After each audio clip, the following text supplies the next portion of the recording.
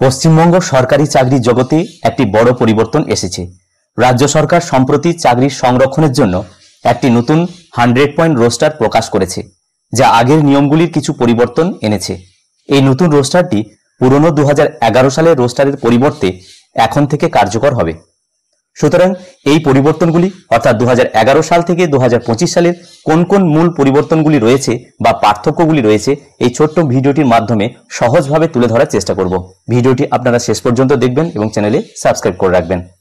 2025 সালের নতুন যে সংরক্ষণ তালিকা, সেখানে সবচেয়ে বড় সংযোজন হলো ইডব্লিউএস অর্থাৎ ইকোনমিক্যালি উইকার সেকশনের জন্য নতুন বিভাগ এবং সংরক্ষণ 10% হারে সংযুক্ত করা হয়েছে। সুতরাং এবার থেকে আর্থিকভাবে দুর্বল যারা অর্থাৎ ইডব্লিউএস সেকশনের মধ্যে যারা পড়বেন তারা 10% সংরক্ষণের মধ্যে থাকবেন। 2011 সালের রোস্টারের এরকম ধরনের কোনো সংরক্ষণের ব্যবস্থা ছিল না, যাতে করে আর্থিকভাবে দুর্বল যে সমস্ত শ্রেণী আছে তাদের জন্য উপকৃত হয়। কিন্তু 2025 সালে নতুন রোস্টারের কেন্দ্রীয় সরকারের নিয়ম অনুযায়ী ইকোনমিক্যালি উইকার সেকশন প্রার্থীদের জন্য 10% আসন সংরক্ষিত করা হয়েছে। এটি নিঃসন্দেহে একটি বড় পদক্ষেপ। আরও পরিবর্তন রয়েছে। আনরিজার্ভ বা অসংরক্ষিত পদের জন্য 2011 সালে 55% সংরক্ষণ ছিল, সেখান থেকে 10% কেটে নিয়ে এবারে ইডব্লিউএস সংরক্ষণের ব্যবস্থা করেছে রাজ্য সরকার।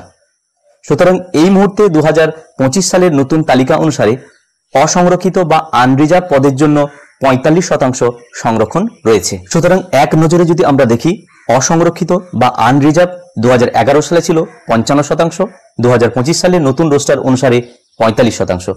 তপশিলি জাতি আগে ছিল 22%, এখন 22%। তপশিলি উপজাতি অর্থাৎ শিডিউল ট্রাইব আগে ছিল 6%, এখনো 6%। ওবিসি এ 10%, এখনো 10%। ওবিসি বি আগে ছিল 7%, এখনো 7%। আর্থিকভাবে দুর্বল অর্থাৎ ইডব্লিউএস আগে কোনো ব্যবস্থা ছিল না, 0%, এখন 2025 সালের নতুন রোস্টার অনুসারে 10% সংরক্ষণ রাখা হয়েছে।